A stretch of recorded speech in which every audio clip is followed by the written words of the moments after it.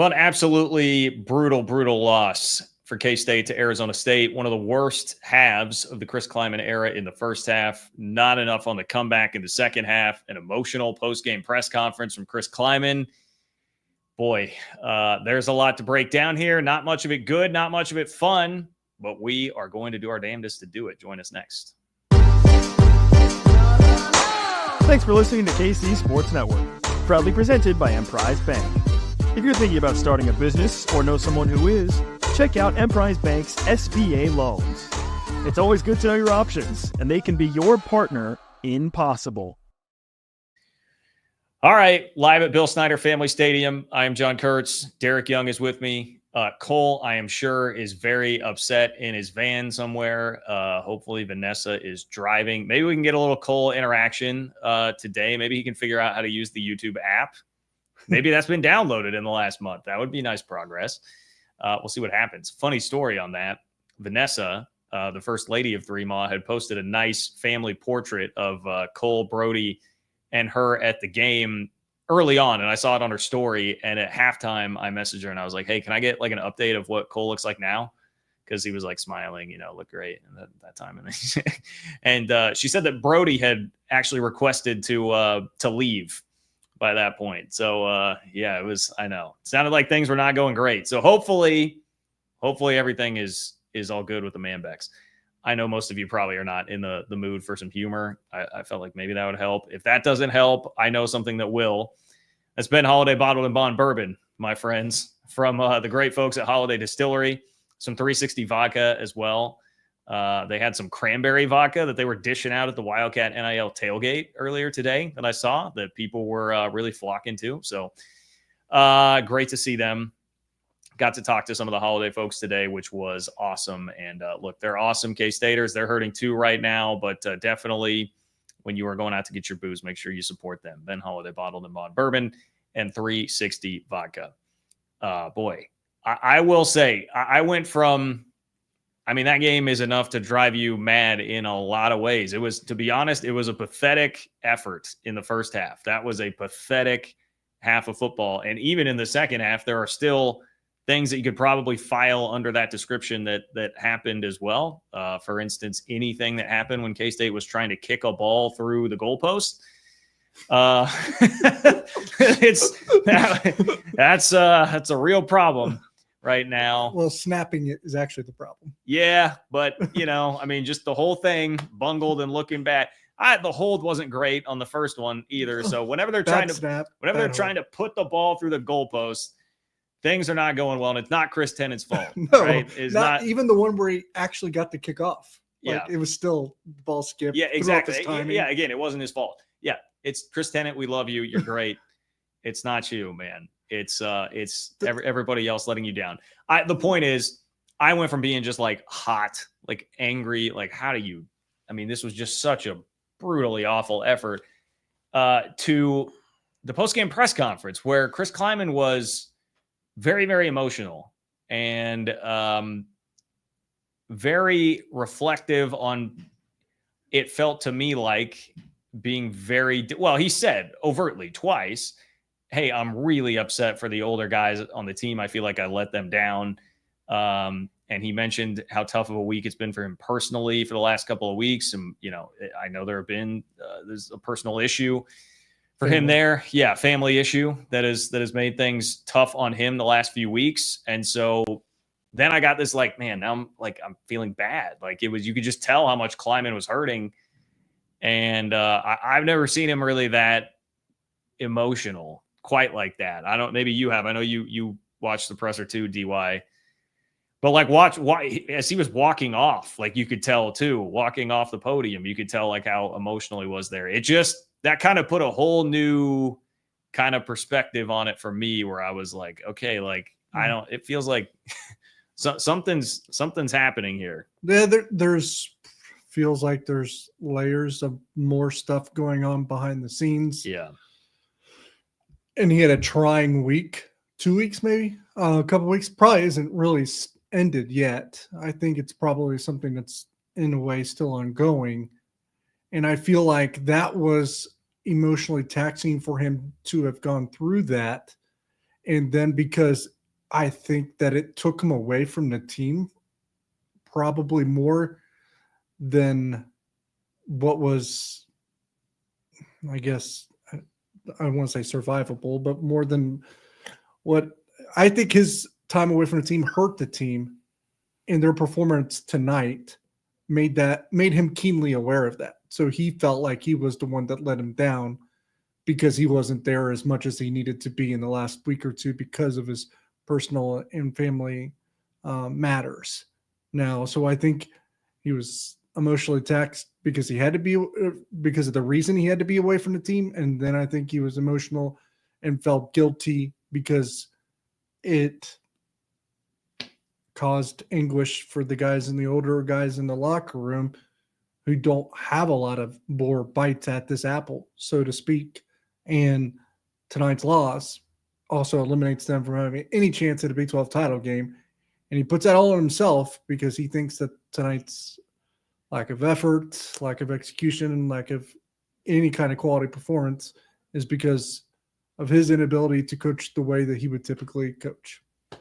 Yeah, that was 100% the way I felt about it. It started with the opening, like his opening statement. He went really deep into talking about the seniors and, hey, there are sixth-year guys that have been with me the whole time. There are fifth-year guys that were with me through COVID and all the struggles we went through with that, and that he was so disappointed for them. And, you know, I guess in a way it makes sense because you know that this is pretty much a, you know, Big 12 championship, college football playoff eliminating loss. Yep. So it completely changes the tenor of the season. And he's talking about, hey, I told the guys in the locker room, like, you need to send these old guys out with a win next week at home. They deserve that. So I guess in that sense, it sort of makes sense in the opening statement, but it was definitely like, it was a detour. It felt like a detour enough where I was like, all right, like this is, something's going on here. And especially because like you watch that, I mean, you would think that's just like a come in, light everybody up sort of thing. Cause that was, yeah, it was bad. No, yeah. It was really bad. Yeah. You would think that like you just have this burning fire of anger, and it really just looked like complete exhaustion and exasperation, like not a relief that it's done, but just like what the hell just happened, like thing. Because I would assume, and from everything that we've gotten to kind of understand and know, that his life has kind of been a bit of a whirlwind in the last 2 or 3 weeks. You know, I guess I don't know if we're going to put a bow on this topic with this, but I guess 2 more thoughts that I would have is, one, I think when you enter a press conference after that kind of loss and your instinct is to be reflective about your time with some of your players, I think that speaks volumes and is something like, it's not the last game. It's not the second to last game. You know what I mean? And you're being reflective. It makes me think what else is going on or might go on, because it is an interesting time to choose to be reflective. When your season is still 2 weeks, two or three, maybe 3 games away from being over. And that's the time to choose to be reflective. I think that's a takeaway and something to, I guess, just keep in mind moving forward. And then second, and I'm actually kind of blanking on my second one, so I don't know if you had. Well, anything. yeah. Oh, yeah. I think that's fair. It was definitely notable and noticeable to me, and a little bit different from what I was anticipating. We got like the very beginning of it was hey, this is on me. Everything that happens in the program's on me. And I know, you know, I saw my Twitter mentions, people hated that. But you know, it's pretty typical. That's like that was like, okay, yeah, this seems in line with what I would expect. And then it veered off. And then the emotional moment came later in the press conference. I guess I can say this too. The question was asked at one point, what changes need to be made after this, which I see you guys in the Discord. I see you guys on Twitter. Everybody wants changes made. We understand. He said, like, I'm not making changes like right now, or is something like, basically he was saying like, look, I'm at the podium right after the game. Like, I'm not thinking about what specific changes need to be made. That was what he said, as opposed to going deep into that, which, you know, his answer to that or talking about that was not going to appease anybody. So understood. But just to pass that along, that is what was said at the press conference. Yeah, and I would comment like you can't just rattle off without even speaking to anybody on your staff or your team like changes. Like that's not the time where like, oh, you could say maybe I'm going to consider them, but you're not going to say I'm going to do this, you're going to do that. Well, also it's just Klieman. That's not Klieman. Like anybody that thinks Kleiman's firing anybody mid-season, like mid-season. If there's changes to be made mid-season, I don't think they're going to be significant in nature. It's just not as up his alley. And it's hard to do now that it's not going to be a bye week moving forward, to be quite honest. But what I did right on KSO, and I'll say this, and I'm sure you'll agree, I'm sure everyone will agree. When you lose back-to-back games in this fashion, Houston, obviously the way that game was mismanaged in the fourth quarter, and then again tonight where you're really not competitive at home against Arizona State, and again in a game with Big 12 title implications, I would just say it's hard to justify keeping the status quo moving forward. Yeah, I mean, especially, because he has elevated the program to the level where the expectation is to be now competing for the Big 12 championship and the college football playoff. I guess to put a bow on the whole press conference conversation, that is one thing. If you wanted to play devil's advocate, you could say, well, perhaps there is extra reflection going on because the way the sport, and everything in this program now is measured is, hey, you've got a path to the playoff. It's a clear path there. And this was the game that completely, drove the nail in the coffin on that. Like you're done. You're not going to be playing for the Big 12 championship or the college football playoff. So maybe that's like a reflective moment. Hey, the season is going to be viewed as a disappointment by pretty much anybody, no matter what happens the rest of the way. I do remember my second takeaway. Sorry for losing that train of thought is I don't know if it's a signal of an underlying issue, but I thought it interesting that he had to ask the team like to play hard next week. It felt like. Well, yeah. Like in a way, isn't that what he said? I was like, he basically said, please play hard for these seniors next week. I mean, I think something like that is probably said about every year, but it's just like, I don't know. Well, remember, we go back to it was Chris Tennant, right? I believe who Cole did the player interview with a couple of weeks ago that said and this was even before they lost to Houston. We know we had to win every game. It was even before they lost to Houston. He said, like, we know we need to win every game to like have a legit shot at this thing to make the playoffs. So like, Klieman's going to know that the players are aware of what the implication is of tonight. So I'm sure some of it is just guarding against that. And in this era of football, I think K-State would be far from the only program that would have to guard against that. Yeah, I would say that the advent of the playoff and I would just say seasons for nearly every program at this point. I don't know that anyone really plays bowl game or bust anymore. I feel like it's playoff / conference title or bust anymore, especially when you're a program like Kansas State where you enter the season almost every season at this point with those goals and expectations in mind, at least as a fan base and probably as a roster as well.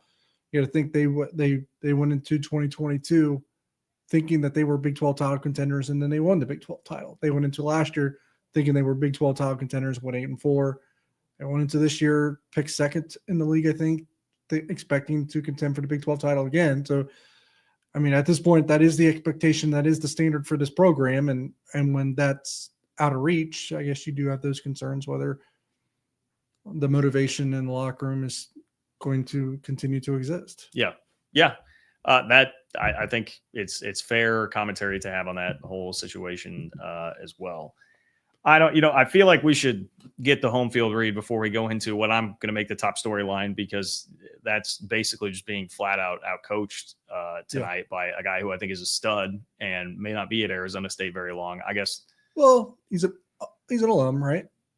Yeah, I mean, yes, he is. You're right. So I should extra draw. No, I shouldn't write that off, and especially for the Big 12's sake, I should not write that off. A lot of those guys that have been good in the league have stuck around for a long time. Point is, Kenny Dillingham's really good, and I think he's going to have people knocking down his door. And this was a really significant win for them. But they were outstanding tonight, and I think it will take us a long time to unpack all of that. So before, it reminds me of Dan Lanning. I mean, there's like some Dan Lanning vibes there a little bit. So before all of that, I hope many of you today on game day were wearing your home field apparel. But if you are not, look, we can't in the press box. We got to be neutral. All right. But if you're out there at the game if you're at Bramlage Coliseum. This was a shit week of K-State men's intercollegiate athletics, but you can look good even if it is a shit week if you go to homefieldapparel.com and use promo code 3MOD24 for 15% off your first order. That's homefieldapparel.com, 3MOD24 for 15% off your first order. Didn't you have an older lady at one point tell you a couple weeks ago that you liked her show because we didn't cuss? I don't know. Maybe. Listen, I feel like even she could appreciate that after watching the LSU game and then watching this game. Okay. I feel like anybody could. Home field, I'm sure, feels our pain too. So go get some great gear there. I just got some new home field gear here within the last couple of weeks. Promo code 3MOD24 for 15% off your first order. We're back in just a moment. Looking for tickets for your next event? Tickets for Less is your #1 source. Save big on every purchase when you use promo code KCSN at ticketsforless.com. Okay, well, let's go ahead and make this the top storyline, which is brought to you by our good friends at Alenco. For all your home improvement needs, visit alencohome.com. That's ALENCO home.com. Pretty simply, K-State really got outcoached in this game by Arizona State. First of all, just coming out flat, interception on just kind of a lackadaisical throw, bad bounce, sure, but lackadaisical throw on the first possession really set the tone for the night. You have field goals. Jace fumbling the ball. There's no ball security. You have there's the obvious stuff like Dillingham getting you with killing some extra clock with the penalty stuff that he was doing. You've got K-State not ever snapping the ball to take an automatic first down at a couple points they could have when ASU got caught in some substitutions, which Avery did say in the postgame press conference that some of that was because he was worried about like the line not being ready for it more or less and trying to get their check. The subbing in general, like why are you subbing it when you're going no huddle so Arizona State can sub in? You lost probably almost a minute there. There was the 2nd down and 10 play call. But yeah, I mean, Dillingham was just killing him in the margins with all that stuff, with the subbing and getting some extra time there. Jacob Parrish didn't help by picking up an extra penalty in that whole sequence too. But, there's looked like he did it on purpose. I know. It was all Avery not getting out of bounds at one point. You're right. Yeah. They're trying to drive in hurry up mode and they run the ball on 2nd down and it goes for like 2 yards.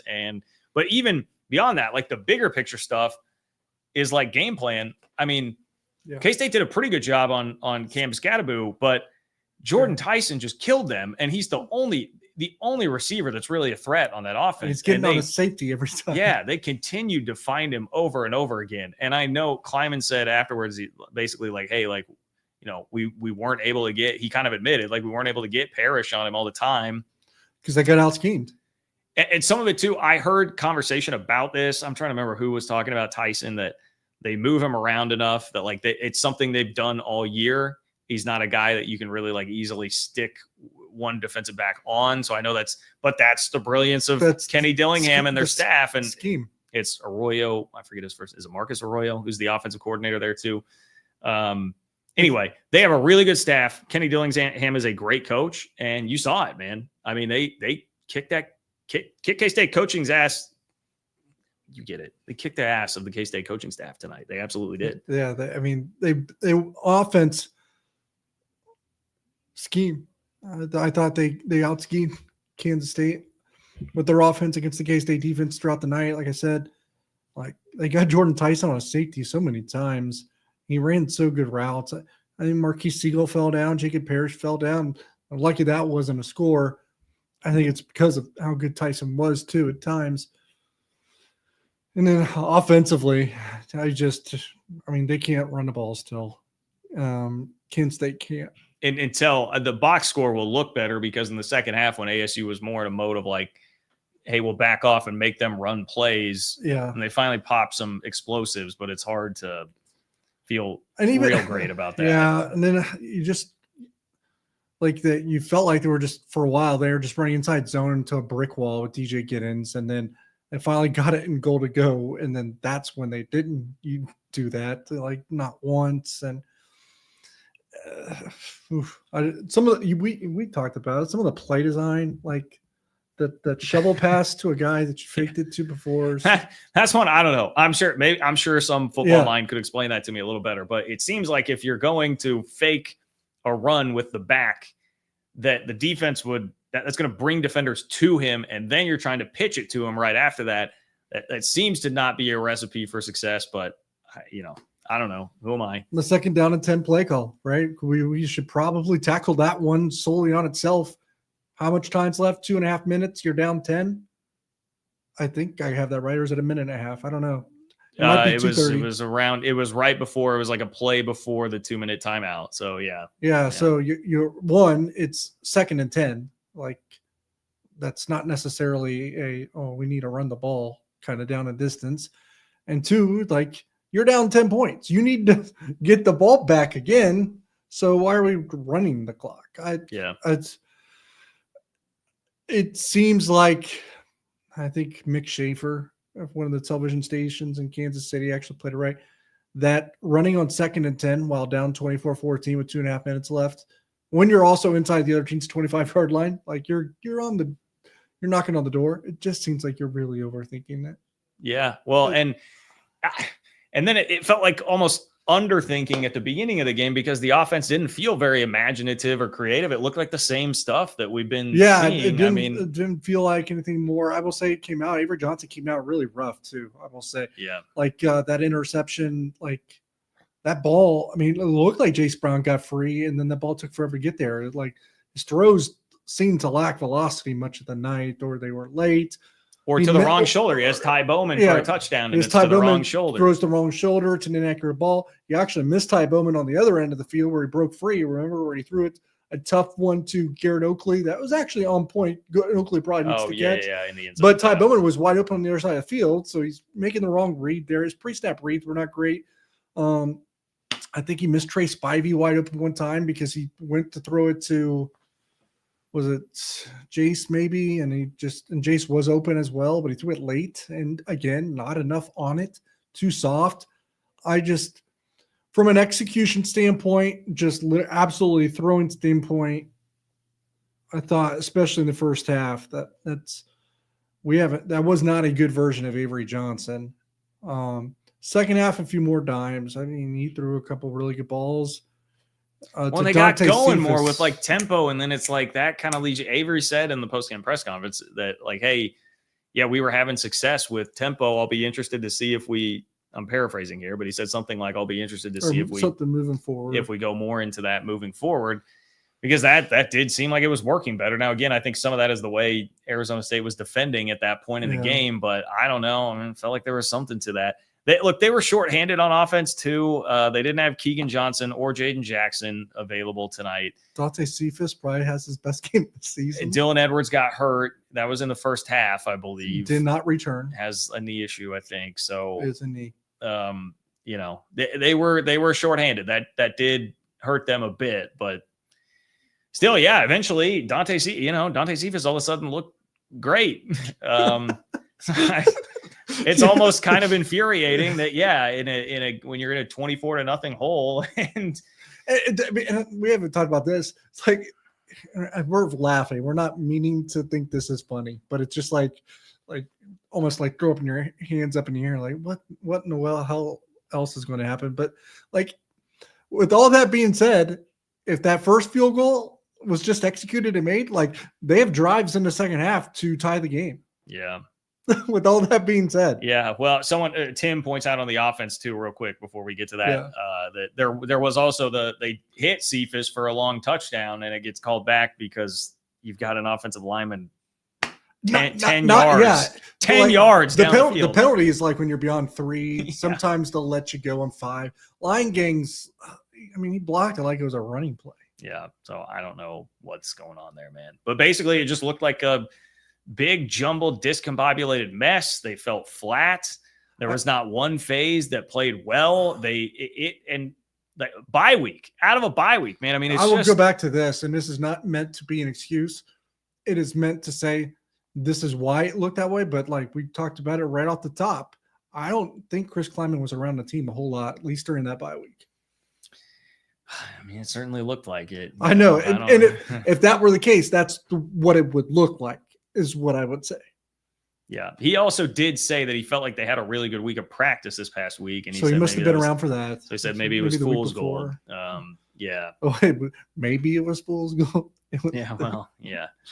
Yeah. He did say, like, yeah, he felt like they were sharp this week and it didn't translate when they came out there.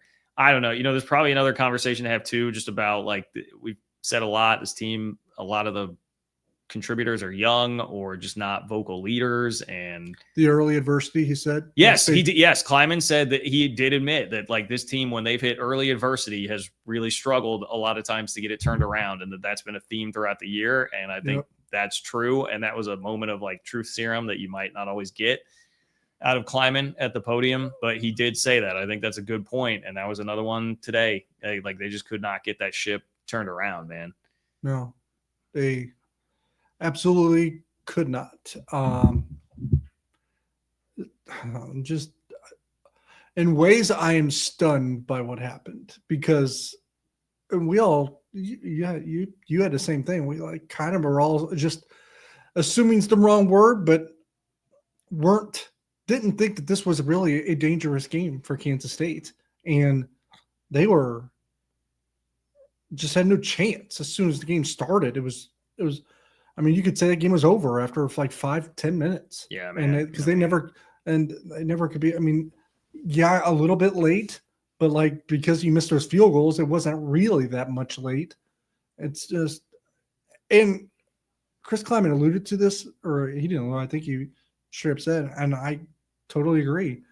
Like, in this, I don't know if this, Klieman says everything fell on him, but, like, when you're building game plans, I have to imagine both the offensive and defensive coordinators are largely responsible or largely involved in the build out of this.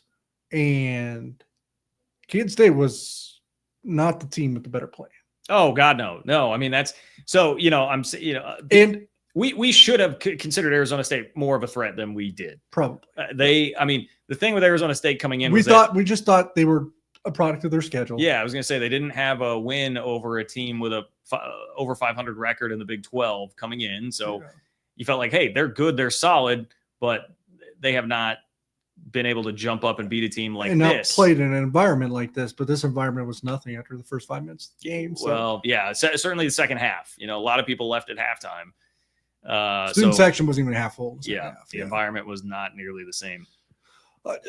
Something just to finish the point, we're all melting down, and that was a pretty pathetic effort, all that, but it also took a team that was pretty capable on the other side, like a team that, like, Arizona State hosts BYU next week, man. I mean, Arizona State could wind up like 9-3, 10-2 this year. So that was not a nobody. Like, it also took a good team and a really good coach that I think is clearly a rising star, because it's not just what they are this year. They were a total mess when he took over 2 years ago. And even last year, gutting through the Pac-12, which was pretty damn good last season. I mean, they won 3 games, and, there were not a whole lot of bright spots. Like, and then they lose Jaden Rashada, who's the high profile recruit that Dillingham had landed at quarterback. And they look great. I mean, they look really good. That is a well-oiled machine coming to form that Dillingham has there. So give them credit, I guess, is part of the point there. That K-State was bad, played a lot into what happened tonight, but also Arizona State does deserve a lot of credit for being game and taking it like that. This was, to me, Derek, a lot of the comp I was making during the game, like, what would you rather watch this, or would you rather watch Thursday's basketball game again? This is not LSU. Like, they're better. LSU is a little bit more. You're just like, good Lord, this is happening against the 14th best team in the SEC. This is a better opponent than that this happened against. Yeah, if I'm going, excuse me, if I'm going to have any, like, takeaways from this game that have me a little skittish about anything remotely connected to, like, a future type situation. Like, I think I've voiced it to other people, but maybe not, like, publicly. But Connor Riley and the Kansas State offense looked really fine to pretty good for 6 games, and I've been laying eggs kind of ever since. And I think if you're going to be honest with yourself, you have a concern that his Kansas State offense under Connor Riley has been figured out because after 6 games, there was enough on film to kind of, decipher what they're doing and maybe coming up with the solution to play it.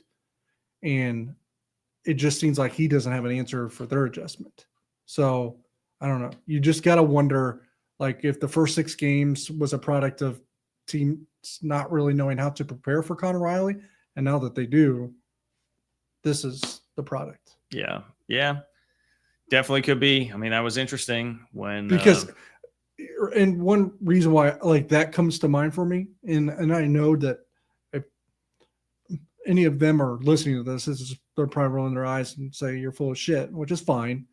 But like, to have your run game flip that much to be like the best in the Big 12 to now you can't even move the ball on the ground. Yeah. Something's at play. I mean, so that's what, like, see John, come on, there were red flags in the Tulane game. I mean, like, sure, it wasn't all perfect at the beginning of the year, but at the midway point of the season, they were statistically 7-1.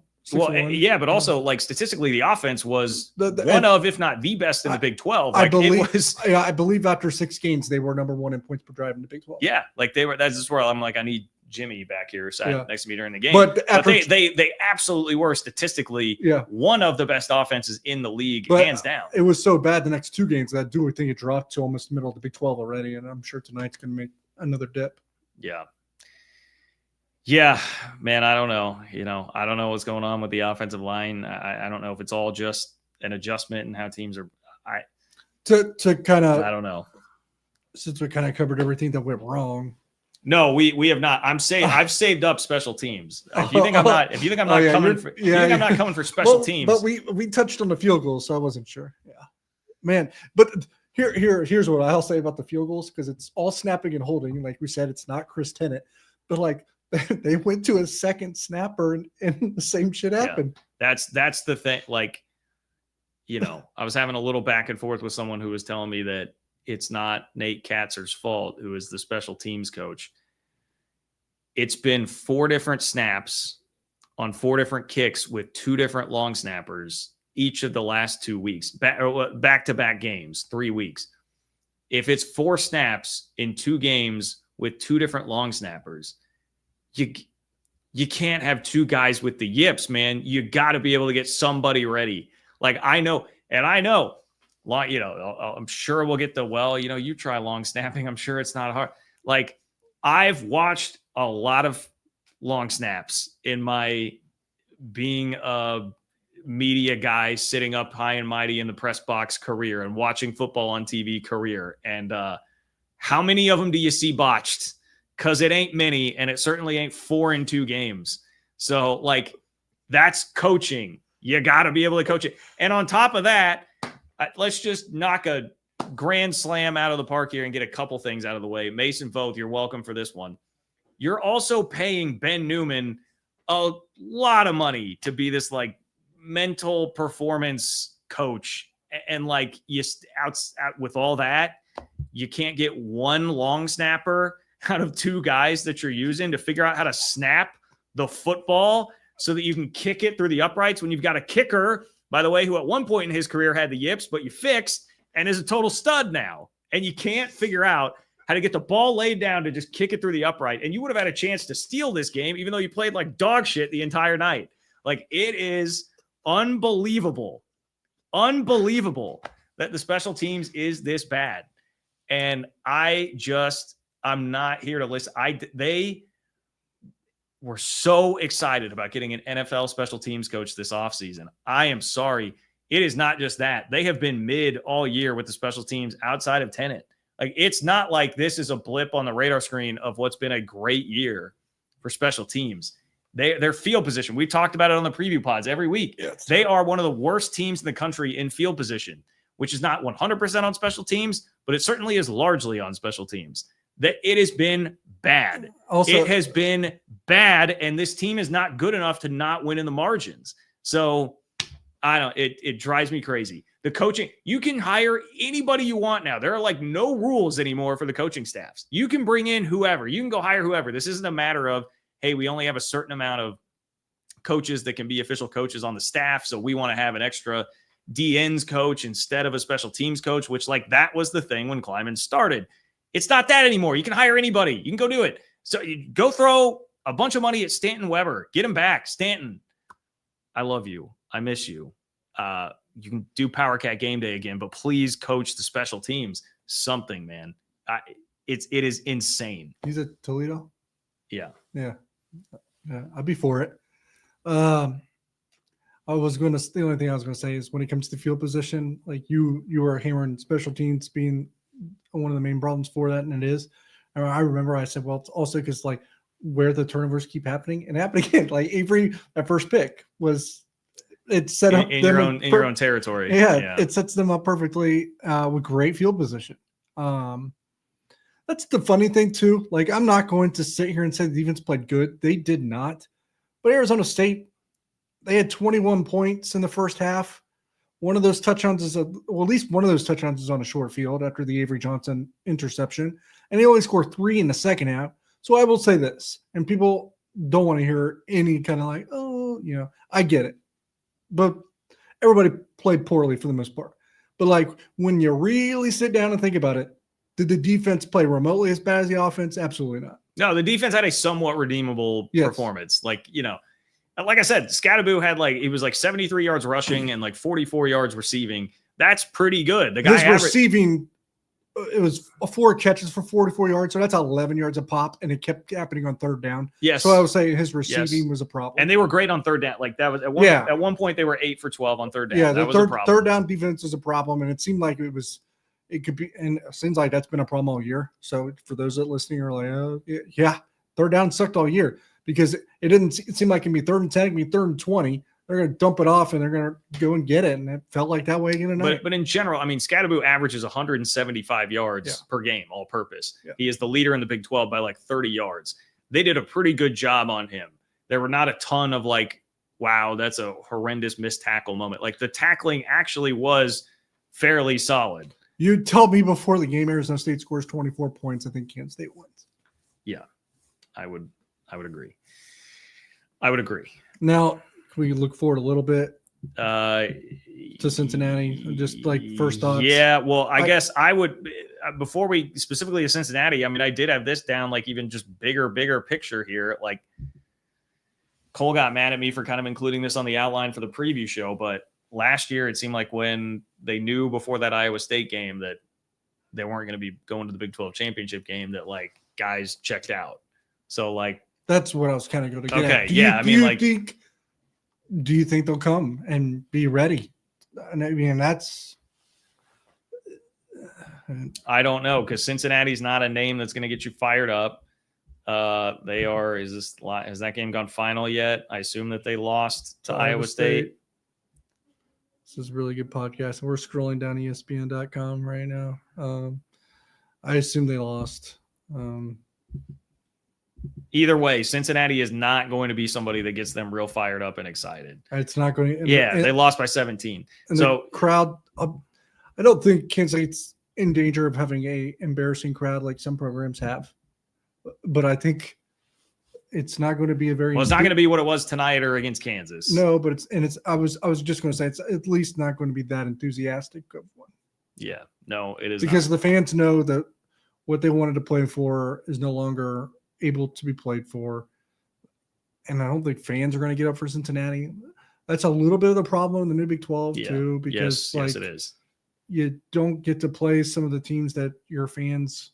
If this were Nebraska, you still have, even if it was Oklahoma State or Texas Tech, teams that they recognize. Well, yeah, I just Nebraska's 5, and Cincinnati's a 5-5, Power 5 team. Oklahoma State. If it's Nebraska and you've got a history with them and they're 5-5, but Oklahoma State's 0-7 in the Big 12, and I feel like. Yeah, right. Still, you've got more Texas of a history, and it would mean a little more or something. Yeah. So there at least is an ulterior meaning to playing that team. There isn't with Cincinnati. That is definitely, Well, Cincinnati's lost 4 games in a row, so they're right, I believe, or 3 or 4. Yeah, they're on a skid. They're 5-5 now. But K-State just lost 2 in a row to Houston and Arizona State at home. So this season is not one that I've gotten a lot of my predictions wrong. Before the year, but also each week. So hell if I know. This is And I think some of it is what my trepidations were before the season too, of like, you got a lot of new guys on the offense that you're going to be relying on. I think that's part of it. I think part of it too is just like it just feels like there's something else happening too, and I don't know what that is. Like the Klieman press conference was, like I said, weird vibes. Something just feels a little off, yeah. But I mean, you're right. The offense, like, you know, I guess I don't know, like saying that there are a couple passes there where it's like, hey, it feels like it could have been more of an effort made on an adjustment here or there, and obviously like Avery and the receivers have just always seemed to be like a little bit off, you know, throughout a lot of the season. I guess you can chalk most of that up to just so many new faces and all that. Have they lost at home like this before under Klieman? Well, I mean, they've, you know, I mean, there have been some bad ones, like Iowa State in 21 was one that everyone's all fired up for, and then they played pretty poorly. They lost to Arkansas State here in the COVID year. Yeah, Cole's in the chat now, so I can't say that because we know the COVID year doesn't count. But that 21 season, there still wasn't a whole lot of expectations. Yeah, right. Since the expectations really came in, I mean, Tulane, you know, was bad. But it was close. Yeah. Until he goes on and win the Cotton Bowl. Yeah. Well, we don't know what Arizona State's going to wind up doing, man. Yeah, but man, but it didn't feel like the final. Okay, so now that Cole's all fired up at Klieman for laying an egg today, now we're going to count the COVID year and everything that went poorly in 2020 into that. My thing is, like, the final score is 24-14, but in my head it just feels like it was 35-7.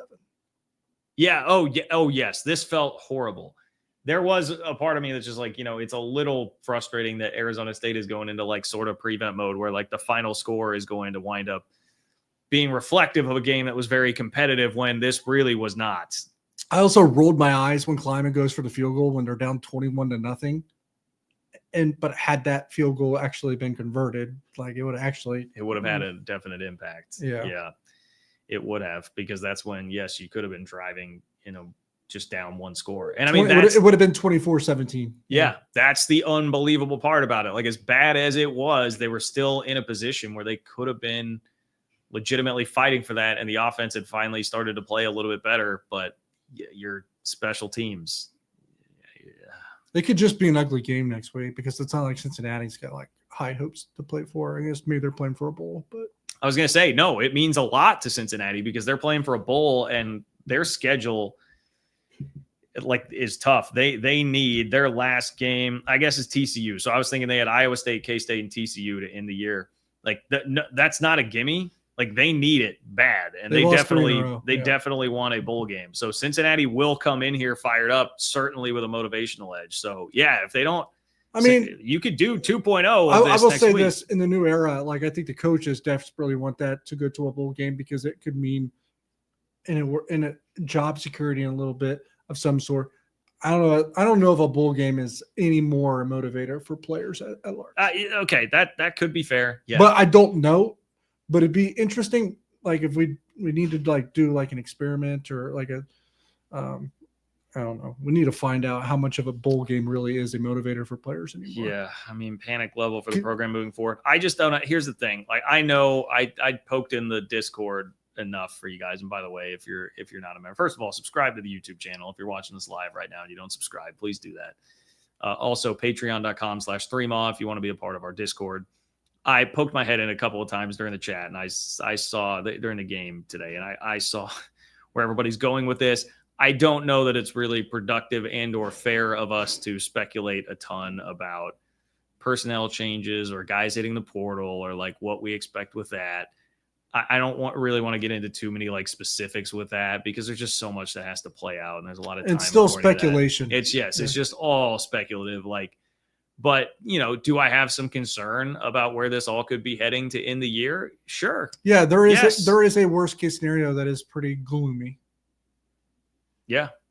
Yeah. And you guys all know, you don't need us to tell you that, but that's also just kind of a risk for every team in every season that fails to meet expectations this year in college football. Like, that's the other thing I would say. It like, can get shredded, but then you do have to rebuild it. We can freak out about it, but it's not a K-State specific problem. Like, it will be a problem specific to anybody. Like, what conversations are they having in Stillwater right now? What conversations are they having in Salt Lake City, Lubbock right now? Like, yeah, I mean, any season that doesn't meet expectations, everyone's going to start to sit at the end of the year and be like, all right. Think about what happened in K-State basketball after last year. Yeah, like, are people checking out? And is it going to be a mass exodus to the portal? Like, everybody will be thinking about that and worrying about that. So, like, yeah, that's definitely something that has to be in the back of your mind, but nobody has concrete evidence on anything right now. There's still a lot left to play out, and we would just all be purely speculating at this point. So that's the answer, I think, that I would give you on that front. And if it didn't, if for some reason it seemed like the team at large does look a little check out and it doesn't go well the next 2 weeks, then that might be your first real hints or clues. Here's the game we should play. Who is going to be Will Lee give somebody a Super Mario Kart little mushroom supercharge next week against them? Who's going to hit Corey Kiner from behind and shove him forward 20 yards on the way to the end zone? Nobody. That's the question. It's the question we should all be asking ourselves right now. Also, DY, I should pitch this to you. Mason and I and Drew. I think it was actually Drew's idea first, KSO crew, that we were talking down in the press conference room about.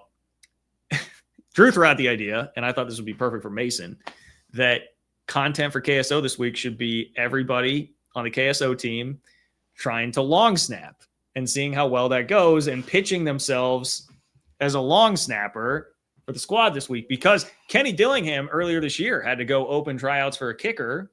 So you could go open tryouts for a long snapper. And I thought Mason is the type of guy that would jump on camera and start trying to long snap.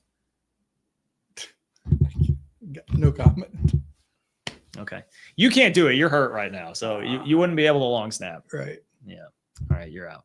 Well, fine. I don't know. I thought it was good. Maybe Brody could do it. Thank you to Cole for joining in the chat tonight, by the way. Looks like we got Cole upgraded and actually on the YouTube app. So all right. Well, I hope that was helpful for you guys. Cathartic. Yeah. Maybe so. Thanks to our friends at Alinco. I know I'm a little late putting the tag on the top storyline, but if you guys are bummed now, but you need a home remodel, you need some home improvement stuff done, call Alinco and you will feel better. All right. There's more to life than football and men's basketball. There is also home improvement. We are a women's basketball school. And alencohome.com can get you hooked up there. ALENCO home.com. Locally owned since 1986. In an industry where most have been bought out by national companies, they are local. You can get premium window replacements, Kohler Luxstone shower systems. They can do new siding on your home. You don't need to be in Kansas City or Manhattan. They'll go to Western Missouri, Northeast Kansas, the entire KC Metro. Again, ALENCO home.com or call 913-961-2165 to get hooked up with our friends at Alinco. Zach, maybe Alinco. I don't know. Maybe we should call Alinco about remodeling the offense. That's a good idea. Zach, thank you. That's well done, my friend.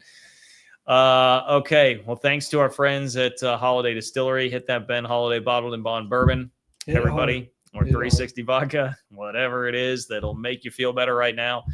Look good in your home field apparel. Well, you are doing so as well. Thanks to Nick for doing this during the Kansas game, by the way. Appreciate that, Nick. So it was 10-10 at halftime.